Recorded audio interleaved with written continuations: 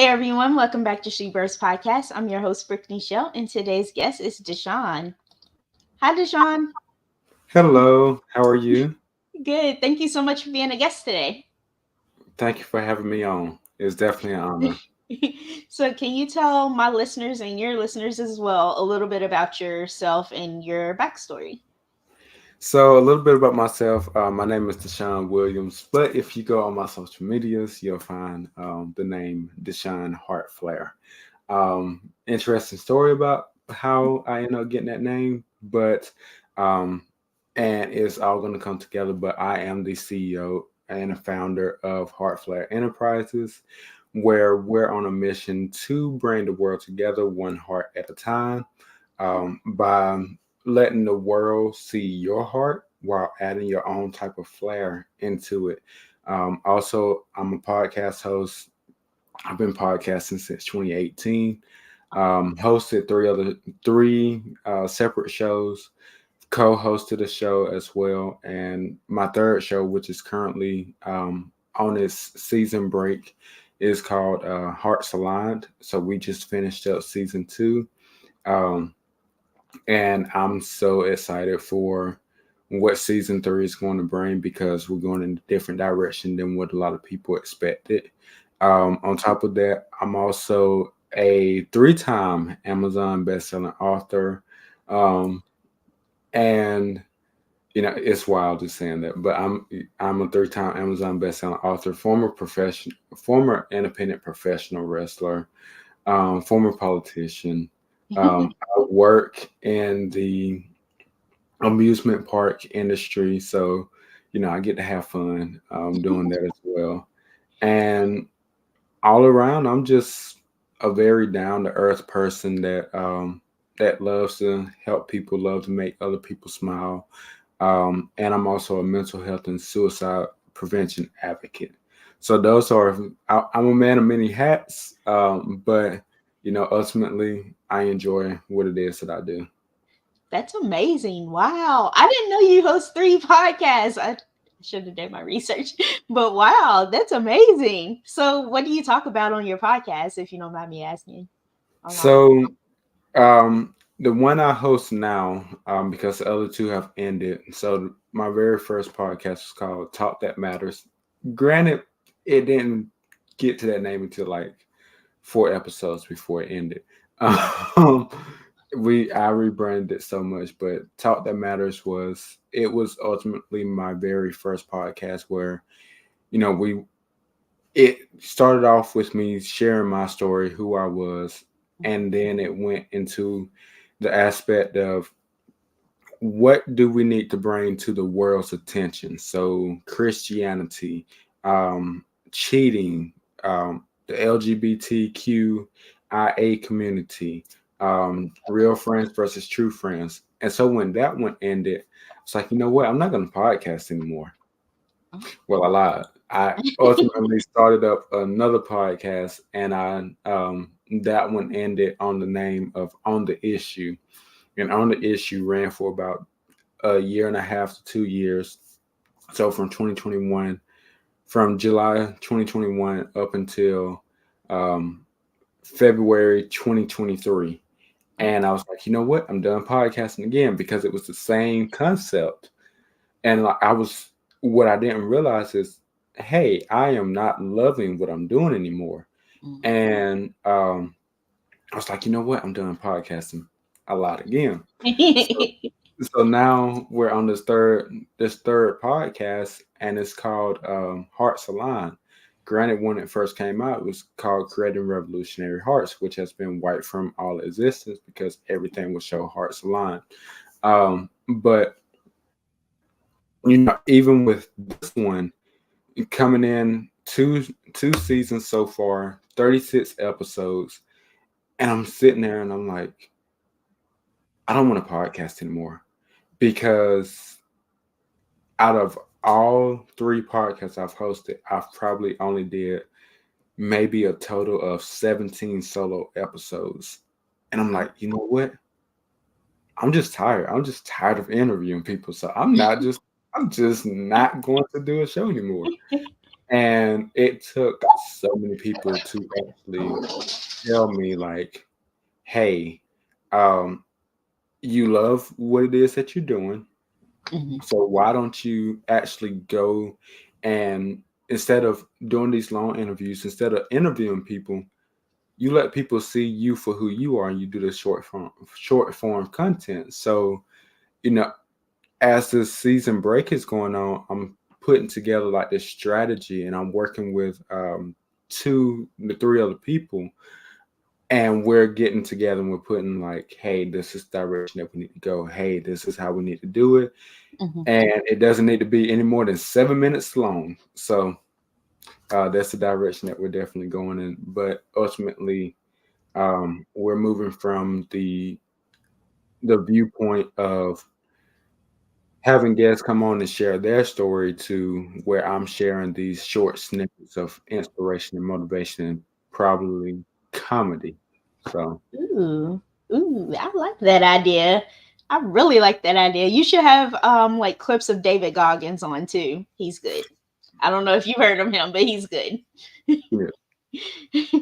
So what inspired you to get into podcasting like that? Like you said mental health. So the whole backstory behind it is the part. So when I created my first podcast, it did not launch until November 7th, 2018. It's wild. I still remember this date.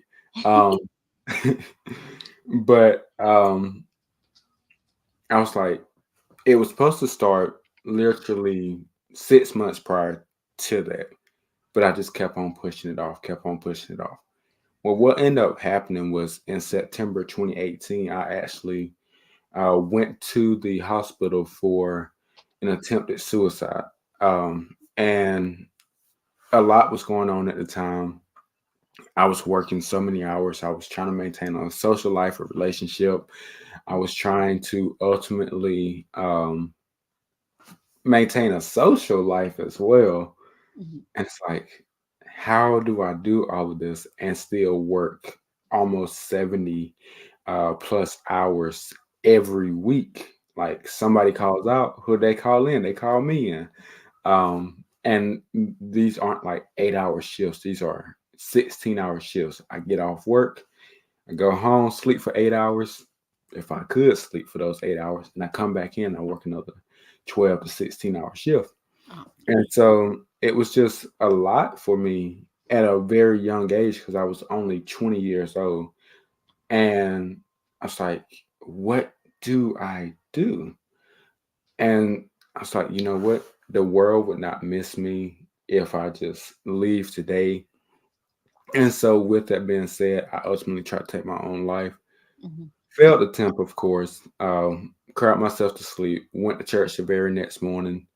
And they're looking at me and it's like, you look like complete crap. And I'm like, and I tell them what happened. Mhm. And in my mind, I'm like, this is just a normal conversation. It's not gonna go any further than this. Mhm.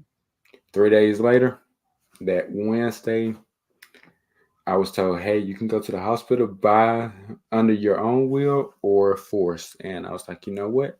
I'm going to go on my own. Like nobody's gonna force me to go get help. So the whole time I'm in the hospital, I'm getting I'm getting evaluated and stuff, and I'm being told, "Hey, you have the highest level of depression. Like you have major depression." I'm saying, "Okay, what is major depression? Right. Like, what is major depression? Like, I've heard of depression, but what is major depression? Like, Yeah. is this something that's gonna affect me? Is this something that's gonna take me out? Like, is this a health diagnosis that's going to hurt me? Like, that's what's going on in my mind." And it's like, so you have your minor, your mild, and your major. Mhm. And a lot of people sit between minor and mild. However, when you're at major, when you get depressed, you constantly tell yourself, hey, no matter what I do, no matter what people tell me, the world would be a better place without me in it. And so that's the level that I am classified at. Like, no matter, like, if I get depressed, there is a chance that I will relapse into going back into that same mindset Mhm. of, hey, the world would be better if I'm not in it. And it's definitely a struggle. So, when I was diagnosed with major depression, it was ultimately wild because so many people were like, you know, you have this, but you can be successful. And then there's the doctors and the medical staff saying, hey, because you have major depression, you're not going to be able to succeed at things that people you're not going to be able to succeed at things that people with minor and mild depression has. Mhm. And at that moment, it's like, oh, so they trying to test me. Yeah. And like, I'm cool with telling myself I'm not going to be successful. But when other people tell me that I'm not going to be successful, I truly have to take it as a challenge and show them exactly why I will be successful. So, Mm. um, I was in the hospital for about a week and a half, and after they finally released me, they was like, "What are you going to do?" Hey, I'm going to do everything that y'all said I could not. And the first thing was I ultimately started the podcast. I had an iPhone, which team iPhone over here. Um, I mean, I was team Android for 13 plus years. So I can ravish about my iPhone now because I'm in an iPhone. But ultimately, it's I pulled out my iPhone, I downloaded this app, which really I didn't even download the app because I already had it on the phone. I just didn't set up my account. So I opened up the app rather, and I record this first episode of my show. And what a lot of people don't realize is I put the anniversary of my show as I put the anniversary of me getting in podcasting at November 7th of 2018. But the first episode that I ultimately end up scrapping because I didn't like it as time went by was October 15th, 2018.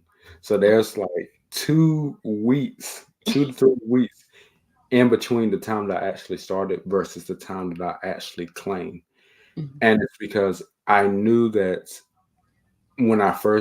those first few episodes that I did, it was me trying to get a feel for it. And because I didn't go to anybody like, how do you start up a podcast? It was just something I was gonna dive in. I'm gonna find out my own way. And so ever since it's just been a passion for me because Mhm. not only have I been able to share the experience of my own life, but I've also have had some amazing guests on all three of my podcast shows to share their story. And now we're getting ready to go back into where I'm sharing this very quick snippets of inspiration for individuals to listen to. So that's how I kind of got into podcasting. Oh, nice. So your story is very, very similar to mine. Very similar to mine. But they didn't, I'm surprised that they told you that you wouldn't succeed being a high level of depression. They told you that at the Yeah. hospital? What? Doctors tell you that. Like, And what's so wild is like not only did they tell me that, but right after they tell me this, they tell me, "Hey, your medical insurance declined, so you have a $19,000 medical bill." And it's just like, just add on to the plate, why don't you? Like I'm already in here for depression. Just yeah, you just making it worse. Like, what the that's one of the reasons why I'm going to school for psychology. I want to be a psychologist. I would never ever tell my patients that they would not succeed ever. right. But oh my god. But I'm glad you're here and I'm glad you're helping others and inspiring others. So that's good. Yes, ma'am. So Heartflower Enterprises. Let's talk a little bit about that if you want to talk about that. So Heartflat Enterprises, believe it or not, I just came up with so I just introduced the name Heartflat Enterprises January the 5th. which that day is very special to me as well because that's my late grandfather's birthday slash my adopted father. But when I was in Ohio working for an amusement park up there, Mhm. I was with like we're in this dorm and it's like four people to a room. And I'm steady trying to build something. Like I've had so many DBAs for my business, DeShaun Williams Industries LLC. Like it made absolutely no sense. I was like, you know what? I was like, you know what? I gotta pick a name and I have to figure out, am I gonna like it? Am I going to keep it? And is it going to resonate with what I do and for the people that I want to help? So like the whole time I'm up in Ohio, I'm running off of DeShaun Williams Industries LLC. I'm running off Inspired Mentor Productions. And I was like, you know what? I just can't do it. I cannot do it. And it wasn't until um it was not until maybe a month before I announced the name that I actually chose the name Heart Flare Enterprises because I didn't know what route I want to go with this name. It was just kind of there. And so I was like, okay, the podcast is already named Hearts Aligned. Everything I do comes from my heart. It's very heart centered. It's not self centered whatsoever. So I was like, okay, so we have the heart part, but what can I add on to this? Because I don't want it to just be like Heart Enterprises. Like this doesn't make any sense. Like, what is Heart Enterprises? And how many people are actually out there vying for the name or for the word heart? So I was like, okay, I put my heart in everything, and then there's I always add my own type of spin on things, so I add my own type of flair onto things, and because of that, okay, now we got flair. And a lot of people, when I first told them, it's like, did you spell flair wrong? I was like, I spelled flair exactly how I needed it to be. I needed it to be very special, and because of that, when I came up with Heart Flat Enterprises, I ran it by a few of my colleagues, a few of my friends. I was like, "Hey, what do y'all think? Do y'all think this will work? Like, is this something that you could ultimately get behind?" And it was like, "Yeah, it made sense." So I was like, "Okay, let me let me text my tattoo artist so he can create my logo for me." Like that's what a lot of people don't realize. Like the logo that I use for Heartflat Enterprises was actually created by one of my favorite tattoo artists that I used to go to all the time and that I still have communication with, of course. And he's like, what do you want for your logo?" I was like, "I need something flashy." He's like, "We're not gonna do anything flashy. We're just gonna kind of keep it simple so it be memorable, and so that when people see it, they can remember you and the business." I said, "Okay." So he sends it over to me, and I see it, and he's like, "What do you think?" I was like, "I love it." And so from there, we just continue to go forward. But what a lot of people don't realize is Heart Flat Enterprises was never supposed to take on DeShaun Williams Industries. It was supposed to be a separate entity because it was supposed to be this big fashion clothing line that I wanted to create. However, it just didn't get there because of how stretched for time I was. So I had to, I was like, okay, what we can do is I can merge everything together and I can go to redbubble.com, put my logo in, and they can put it on the merchandise that they already have. So these coffee mugs, these phone cases, pillows, all these different things, they can just put it on there for me, and I just get a fraction of the cost. Do I like it? No, because I mean, they're making like 80%. I'm making the 20%. It's my, but Right. it's a start for me right now. So for right now, Heartfly Enterprises is a combination of everything that DeShaun Williams Industries was created to do. Nice. I love what you're doing. I really, really love it. So I wanted to dabble into your biography. Can you tell us a little bit about this? So, Forging a Path to Greatness, the Rise of a Future Leader. Um, this is one. This is the book that actually got me as a two-time Amazon bestseller. And so this autobiography actually it shares a lot about my life from growing up. So from being taken from my birth mom to being placed in legal custody with my grandparents to actually being what they consider a very troubled child because of the abuse that I faced when I stayed with my birth mom. And so like this book tells that story, but it also tells the story of how I was able to take all of this and become the person I am today. Because in this book, I believe, if I didn't leave it out, but I do believe that I put it in there, that at one point I actually despised women. I did not like talking to women. I did not trust women whatsoever. And it was because the first woman that I was supposed to trust it gave me every reason not to trust.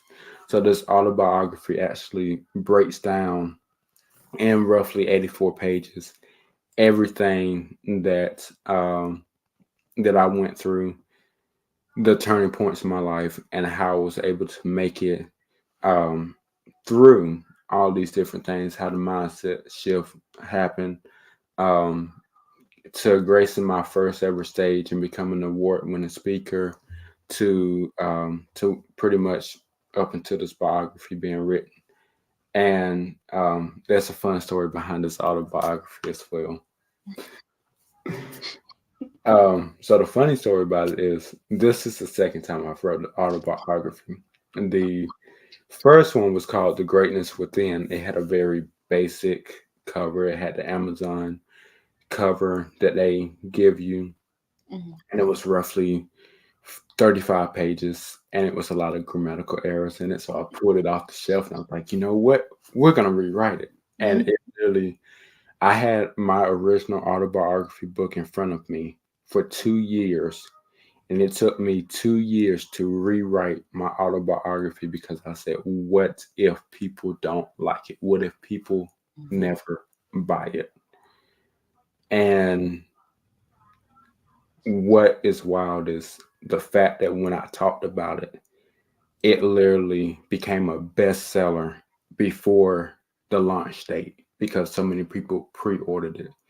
And then it stayed as bestseller for a week. And it's hard to say bestseller for a day on Amazon, let alone a week. And so Dang. um and so then I continue I I have continued to market this book, and people like, you know what, you need to write another part to this book. And it's like, we will. Like I will. It may be another 25, 30 years. Like I need to like get past the age I'm in this book, and I need to get more experience under my belt. So Yeah. What was your hardest scene to write in this book? Like it's your autobiography. What was the hardest, the one that really got you to where I don't know if you cried when you wrote it, but which one really hit you? so I'm not gonna lie. None of the book was like no parts of the book was actually easy to write because because I was in this mindset of, oh, I'm people are gonna think I want pity. And then when it got to the part of my success, oh, people gonna think that I'm bragging. But the hardest part was actually sitting down and writing about the abuse that I faced, but also um, not even just the abuse, but telling them like how when I was from elementary to middle school, I had the police called on me while at school for school disturbance because I was that much of a troubled child. they would be called for school disturbance. However, there was never any um there was never any charges pressed, but it wasn't until like I got into high school when I realized like, hey, I can't do this because I can be tried as an adult now. So I think those was the hardest part of like, hey, um, I want you to see the trauma through my eyes, but also while writing about this trauma, there's a part in this book where I talk about losing my grandfather in seventh grade, losing my great grandmother in eighth grade after like the first day of summer after my eighth grade year going into ninth grade. Um, Losing another family member the year after, and then losing another one right after that. So like there's like four deaths in this book back to back. And then I think I talk about the death of um one of my great friends that passed away in 2017 and how that affected me. And so, just talking about the abuse, talking about the death, and of course, dropping my legal name inside the book um, was definitely hard because I want people to know me as DeShaun. I don't like people knowing my legal name because I'm gonna look at you like, who is that? Yeah. It's really brave of you. Like, not very many men speak about their abuse, and it's brave of you, really brave, and you're strong. So you're one of the lucky ones that made it out as a kid. Thank you. So, so where can we buy this book? We can buy it on Amazon, and where else? I see it's on Kindle. Can we Yes. go on your website to get it too? So right now it's not available on my website. So like right now, um, excuse me. So right now I have my website still up, but we're getting ready to take it down for revision. So I'm not even directing anybody to that website, but they can purchase it on Amazon. I want to, if they want a ebook copy, they can get it through. Um, they can get it from Kindle or they can get it from Google Books as well. I'm currently trying to get it on Barnes and Nobles, but we're having a little dispute about the cover because they're saying the cover is not big enough. So What? Well, how big do they want the cover? Like, right, like I would think the cover would fit, but they're saying it's not big enough. So I'm just like, okay, whatever. We'll come back to this later. Um, but also, if people would like to get a autographed copy of the book, they can actually send me a message on any of my social media platforms. So Instagram, Facebook, LinkedIn, any of those. Send me a message, and then I'll tell them so for an autographed copy, I normally charge.